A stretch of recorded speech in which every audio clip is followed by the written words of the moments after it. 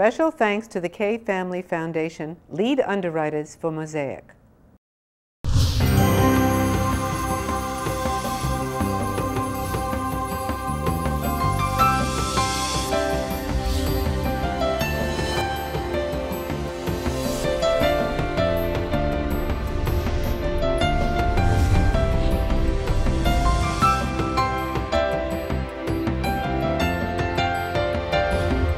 Hello, my name is Barbara Kay, and on behalf of my co-host Susan Pertnoy and the Jewish Federation of Palm Beach County, I'd like to welcome you to our program Mosaic. Our focus today is Alpert Jewish Family and Children's Services, and a special focus on the No Excuse for Abuse event. We'll be back with our program and our guests after this brief message.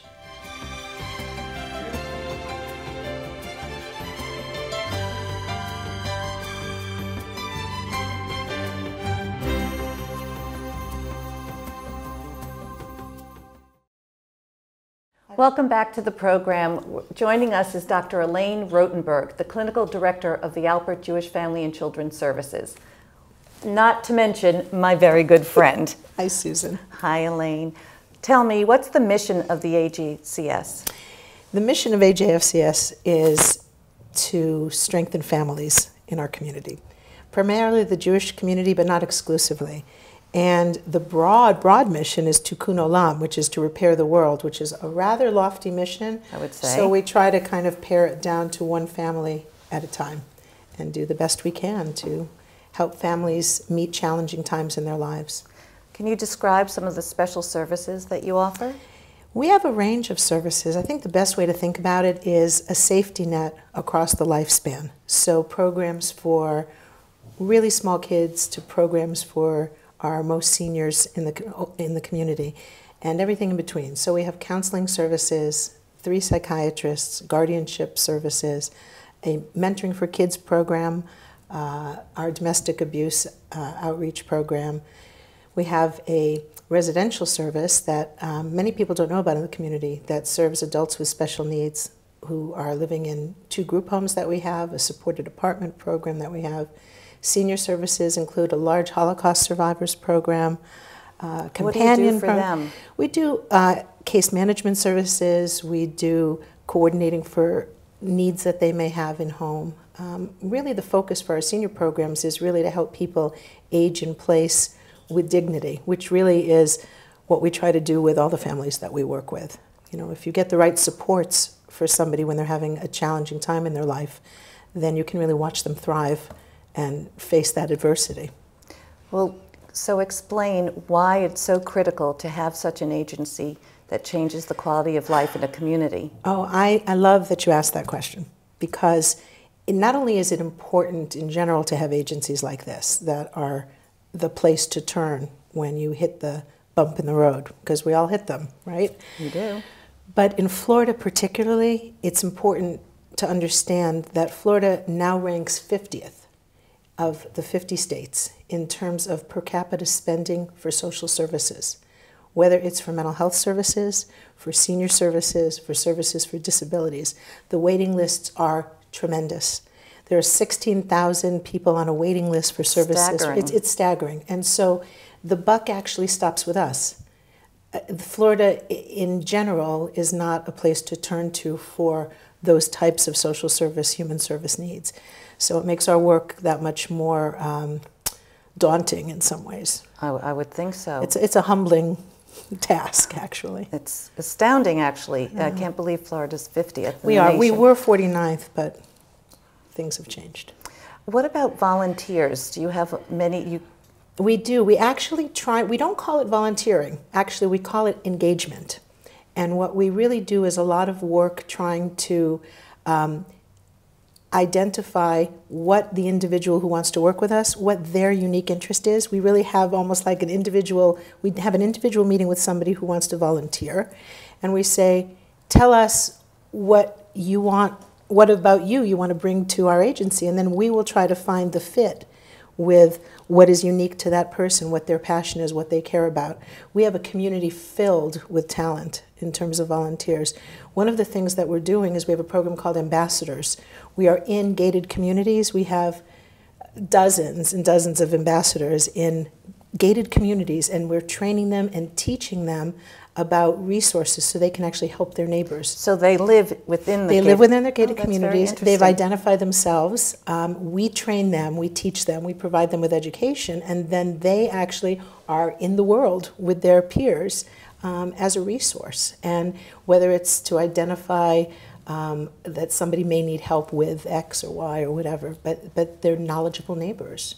That's really terrific. It's very cool. And actually there's a new program we're going to be starting related to that to really help people manage chronic pain. And Tell us about that. it's the same kind of model. It's really using a neighbor helping neighbor model, but the key is to identify kind of natural leaders in the community and to train them. It's all about, we really spend a lot of time in all of our programs providing the oversight, the clinical oversight, the supervision. There's a lot of layers in terms of support for But our professional how do you get staff. the word out to these the Well, you citizens? invite us to your show, Susan. I hope people are listening. And we really work hard to have people who know about us be ambassadors for us. I mean, the challenge with an agency like ours is that people come to us when they're hurting. And it's often not the thing that people want to publicize in their lives. It's true. So it winds up being kind of quiet, which is why something like our luncheon today is such a big deal to, now we're the 9th year doing it, and to actually have the Jewish community be able to say, yes, there is domestic abuse in our community. Yes, there is bereavement in our community. Yes, you can go to Jewish Family Service for when you've lost your child, God forbid, because there's a Parents Mourning Adult Children group, or somebody committed suicide in your world, and we have a Survivors of Suicide group, or you need to see a psychiatrist, or you have no money and no place to turn, and you want, support figuring it out. So, it's it is a safety net, and it's a secret to some, but the word needs to be out. Hopefully the word will get out, and it's a wonderful agency, and you do such a job. I love you. Thank you. Thank you also for bringing a video that we're going to watch right now, which will give us an overview of the agency. Oh, terrific. Thanks, Susan.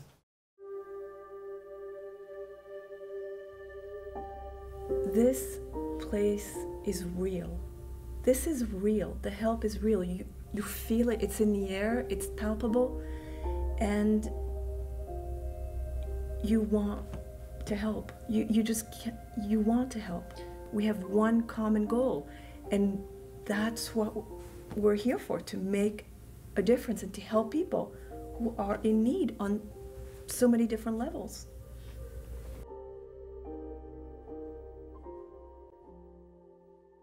I left Germany. I wasn't 16 years old yet. I went with a Kindertransport to England.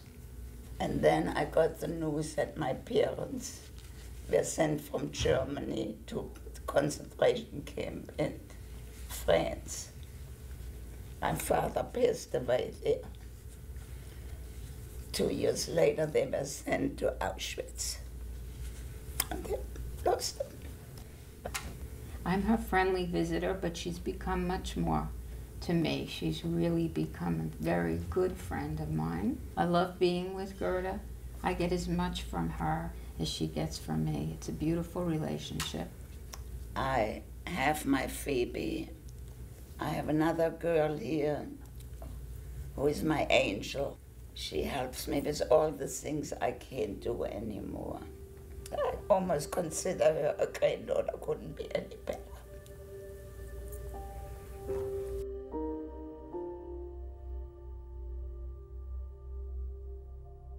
Alan is my mentor. I have known him for 7 years.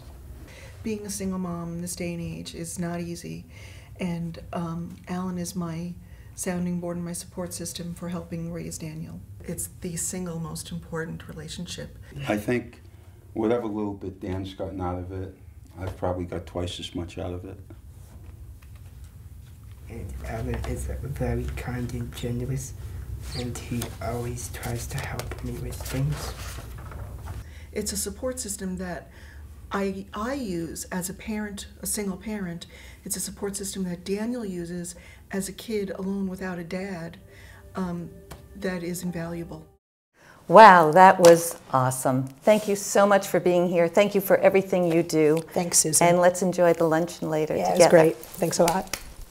As you know, we're here to celebrate Alpert Jewish Family and Children's Services today and highlight the Rosenberg Domestic Abuse Program.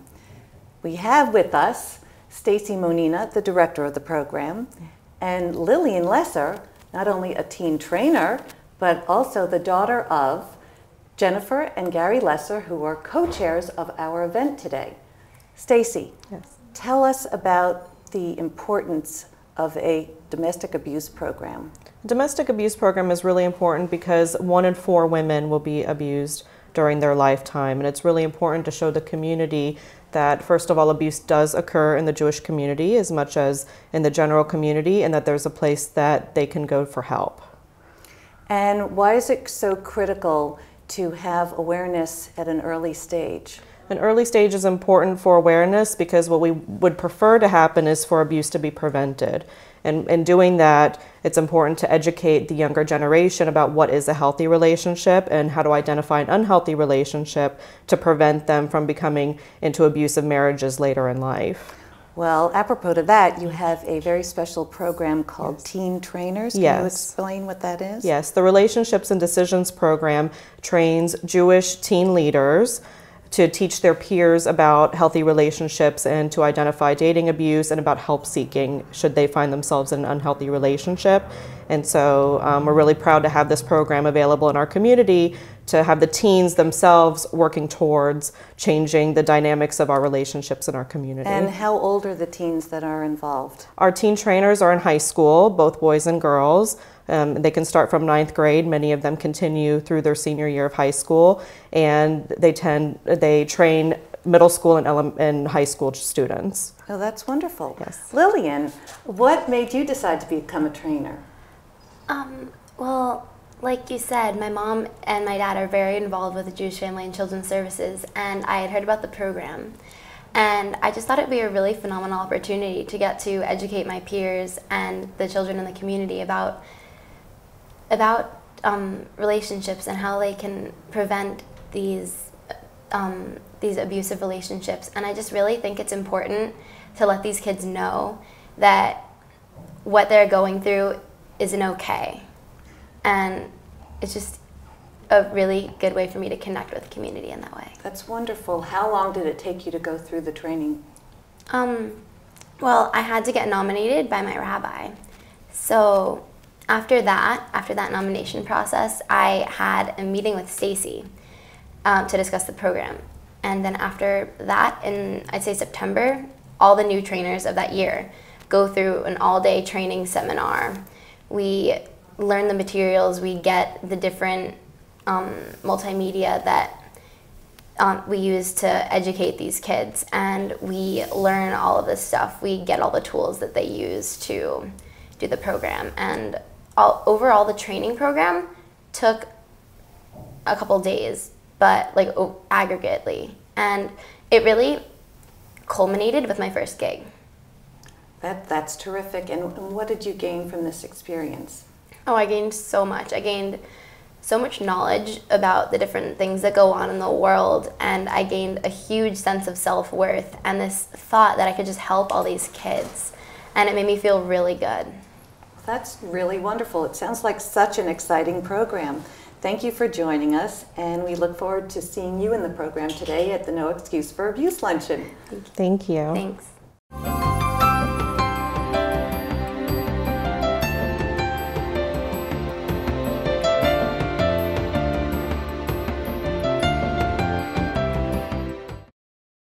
Welcome back to Mosaic, and welcome to you, Jennifer and Gary Lesser, two of the co-chairs of today's remarkable event. Susan and Ron Portnoy are your joint partners in this venture. Yes. What motivated you to get involved with this? Why? I mean, why do you do it? It's a big job. I've served on the board for Jewish Family and Children's Services for many, many, many years. And it's a wonderful organization, and it really touches my heart. I have 3 daughters, And there's so many pitfalls along the way for women and for children and for families. And it's wonderful that there's an organization out there that can be there when you fall to help you back up. And it just is a very heartfelt organization for me. That's really quite amazing. Gary, do you feel the same way? Yeah, I mean, my connection with Jewish Family and Children's Service goes back to my mom. Your mom. When she served on the board for many years. And my wife went onto the board and has a great passion for the work and helping the agency and the great work that it does. And I'm just glad to help the agency and work with my wife on this event. Yeah. You know, this is one of the beneficiary agencies of the Jewish Federation. And it's a very prideful one. And it's particularly interesting that your daughter is so heavily involved now. She was beautiful on the program in the first segment, and you, as you probably will see. How do you feel about that? I feel very proud of her. Yeah, you should.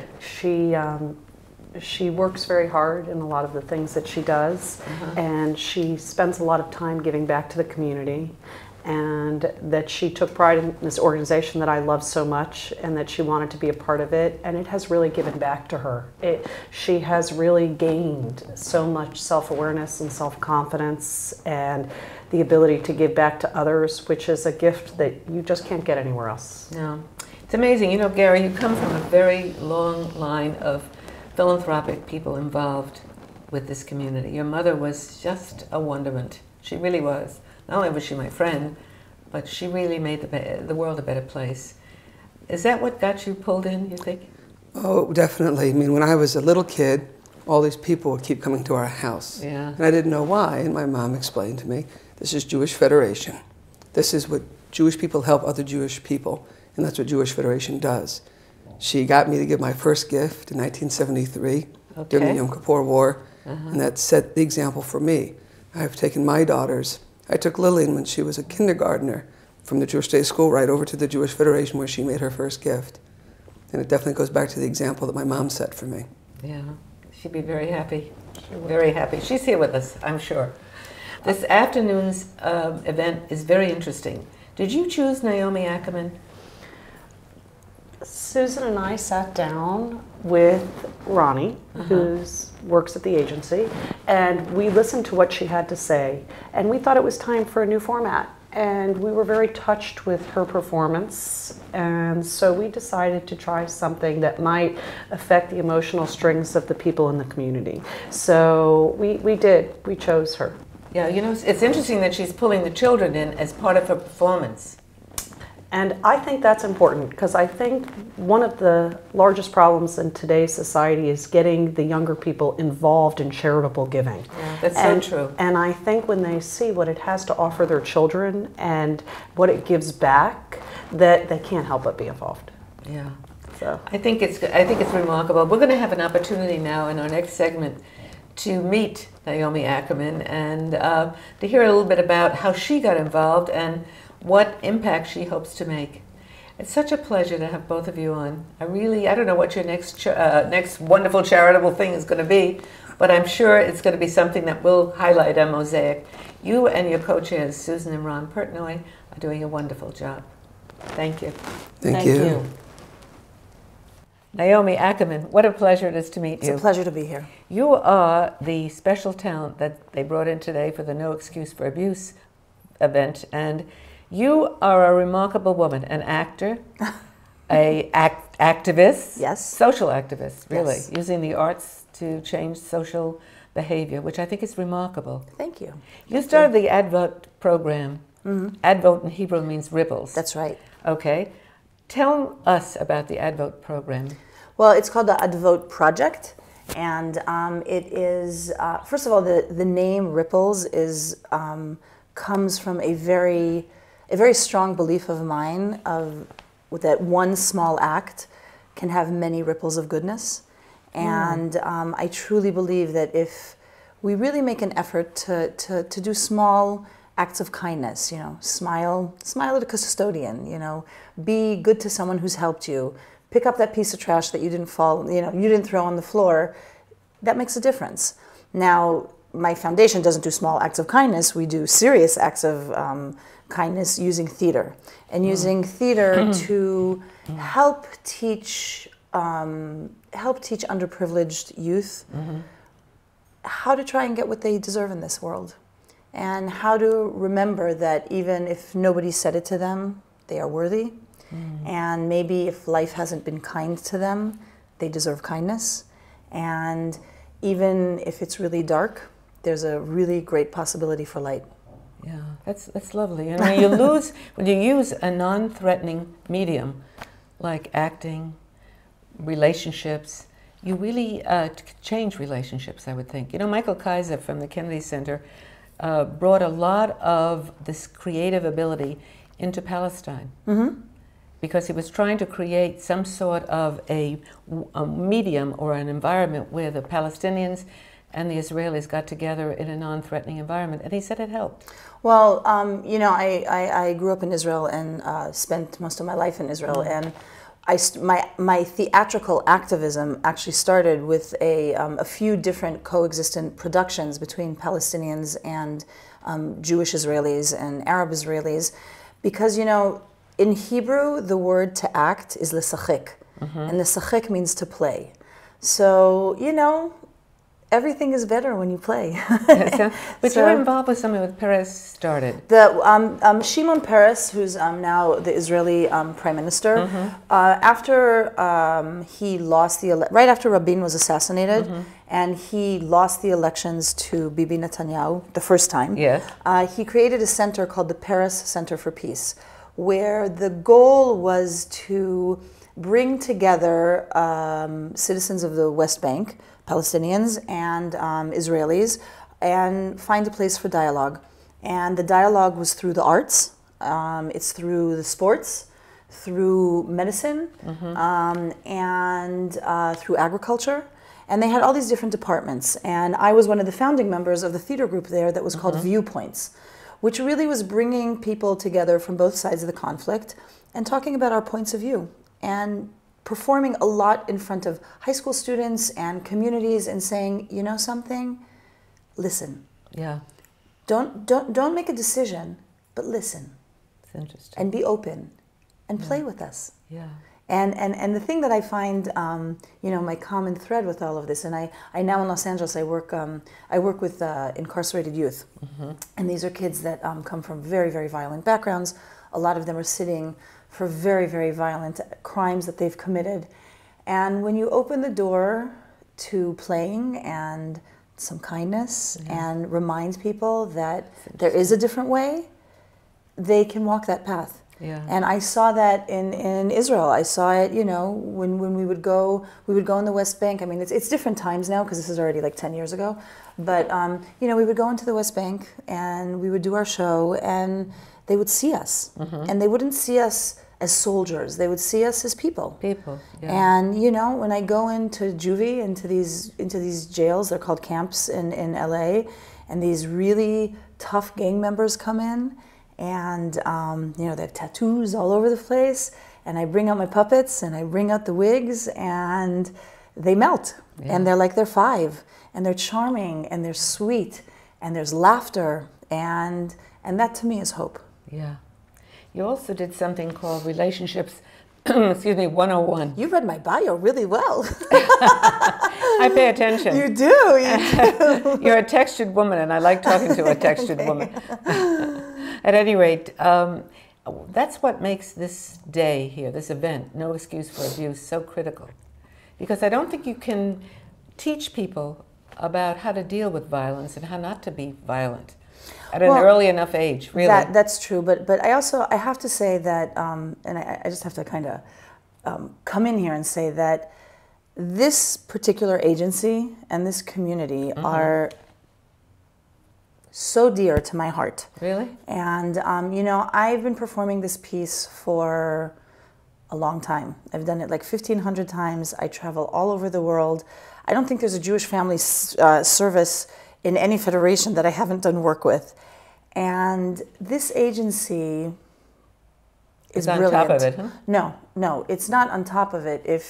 I shouldn't say this because I'm not going to work anywhere else, but all the Jewish family services are amazing. Wonderful. Okay. No. I'm going to say it. I don't care. I'm Israeli. But no, I do care. But there's something about this agency that is just really high. And it's high, first of all, because of the amazing people that work there. I mean, I've made friends here. I've been back a few times. And really, the scope of how they kind of wrap this community of West Palm Beach. And that in one agency, they deal with abuse, and they deal with the elderly, and they deal with children with disabilities, and have food for the hungry. And who does that? Yeah. With care and with love, and it is so aligned with everything that I believe in. And I'm so happy every time they call me to come back. So, what do you hope that the audience will take away from your performance this afternoon? Well, first of all, I've brought into my performance the teen facilitators, which I've actually had the pleasure to train. I've come and done part of my Relationships 101 with them, helping them, first of all, loosen up as facilitators and be better at their job, but also go more to depth of what it means to be in a relationship and how can I be a facilitator of people having healthy relationships? How do I listen better? How do I answer so people hear me? And I am so proud and privileged to share the stage with these kids because they're brilliant and they're articulate and they're the leaders of tomorrow. And it makes me feel good to know I can get old and rest, and here we have this new crop that are great. But what I hope today is that, everybody in the audience will learn what an amazing agency, the Alpert agency, all right, I have to say it right, the Alpert Jewish Family and Children's Service. Perfect. Yes. Okay. I really hope that people get the scope of what this agency does. And I think the gap between the little small office they have and we talk about tikkun olam, we talk about changing the world, they do. So I really hope that people acknowledge that. I am so proud that they'll see these teen trainers because it's a wonderful program. And to be honest, I hope people open up their pocket and reach in deep and donate money because that's what it's about. Well, anyway, whatever it is, it's certainly a positive experience to meet you. Okay, and thank you. I look forward to hearing from you. All right, thank you so much. Thank you. Thank you. I enjoyed the program. It was very, very informative, and I feel very good about what I heard. They really do try and repair the world. Now, listen, I have to ask you a question.